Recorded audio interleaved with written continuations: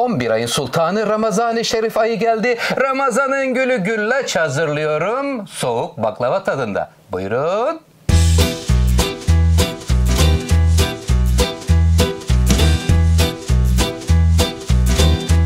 Oktay Usta'nın mutfağında Ramazan'ın gülü güllaç hazırlanıyor. Soğuk baklava tadında bir güllaç olacak. Bildiğimiz güllaçlardan çok farklı olacak kıymetli seyircilerim. Burada 10 yaprak güllaçımız var. 10 yaprak olunca her bir yaprağa bir bardak süt hesap ediyoruz. Burada 2 litre sütümüz var. Kıymetli seyircilerim 2 su bardağı toz şeker. Bu defa içerisine bir poşet toz şanti koyuyorum. Farklı bir güllaç tarifi hazırlıyorum sizler için. Sonrasında iç harcında kıymetli seyircilerim burada fındık, beyaz çikolata ve vanilya. Süsleme bölümünde çikolata, frambuaz, kakao ve Antep fıstığı var. Sevgimizi veriyoruz. Öncelikle yalnız daha önce yaptığımız güllaçlara hiç benzemiyor. Hiç ısıtmıyoruz. Tamamen soğuk olarak hazırlıyoruz. Nasıl olacak peki Oktay Usta diyen seyirciler mutlaka olacaktır. Efendim şimdi burada yarım litre sütü önce döküyorum. Döktükten sonra 2 bardak şekeri buraya veriyor. Öncelikle şekeri eritiyorum. Lütfen takipte kalın. Soğuk baklava tadında güllaç hazırlıyor Oktay Usta. Bismillahirrahmanirrahim.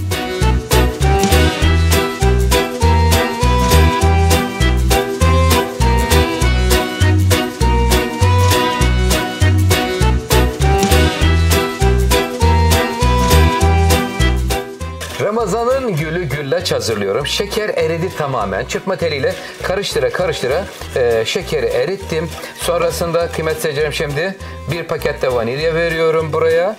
Her bir yaprak için bir bardak olarak hesapladık. Sütümüzü 10 yaprak olunca 2 litre süt denk geliyor. Buraya bir poşet şanti ilave edeceğim ki kaymak tadında olacak kıymetli seyircilerim. Evet ver açtım şimdi şantiyi. Evet toz şantiyi de karıştır. Biraz yukarıdan dökmüşüm. Şanti tozuyor galiba. Şanti tozları eşliğinde Oktay Usta'yı görüyorsun. Evet karışım tamamlandınız mı canım? Evet burası hazırdır. Hemen şimdi güllaçımızın yapımına geçiyoruz. Buradaki cam kabımız efendim cam serinin en büyük boyu 26 santime 40 santim çapında bir cam kap tercih ettim. Evet şantide karıştıktan sonra Bismillahirrahmanirrahim. Ey güzel Rabbim 11 ayın sultanı Ramazan-ı Şerif ayına bizi kavuşturdun. Efendim güzelce yaprakları kestim kıymetli seyircilerim. Şöyle canım biraz büyük mü kesmişim? Üsttekiler biraz büyük olabilir ama alttakiler küçük olması lazım. Evet şimdi kestikten sonra böyle kepçeyle soğuk süt veriyorum. Soğuk süt ile şekeri erittim. Burada 10 yaprak güllaçımız var. 5. yaprağa geldiğimizde arasına fındık vereceğiz. Ama parçalar da var burada. Bu parçaları da aralara serpiştiriyorum. Lütfen takipte kalın. Soğuk baklava tadında güllaç tarifi Oktay Usta'dan geliyor.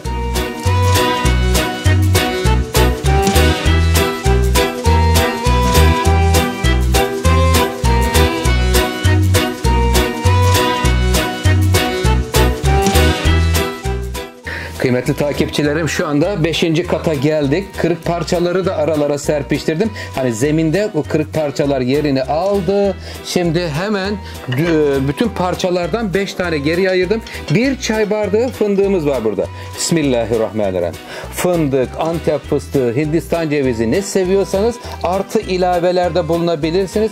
Ben sadece 1 çay bardağı buraya fındık hazırladım. Evet fındığı da verdik. Şimdi fındığı verdikten sonra süt vermeyelim. O zaman dengeyi bozuyor fındığın tadını. Şimdi hemen yapmamız gereken bakın sütünü çekmiş fındığını vermişim. Üzerine güllaç yaprağını koyuyorum. Şimdi burada sütünü veriyorum. Lütfen takipte kalın. Oktay Usta'dan bak soğuk baklava tadında güllaç tarifi geliyor.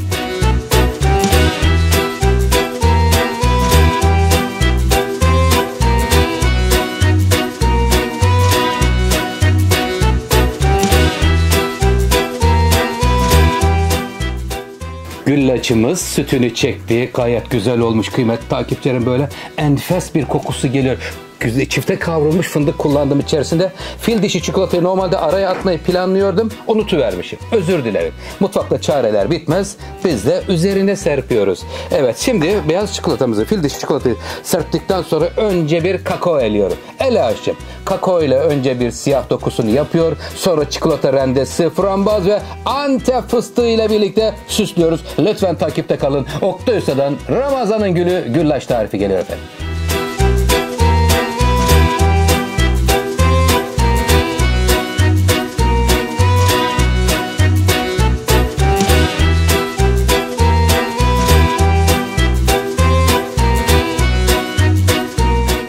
Güllaçımızın sonuna gelmiş bulunuyoruz. Üzerine Antep fıstığı koyuyorum.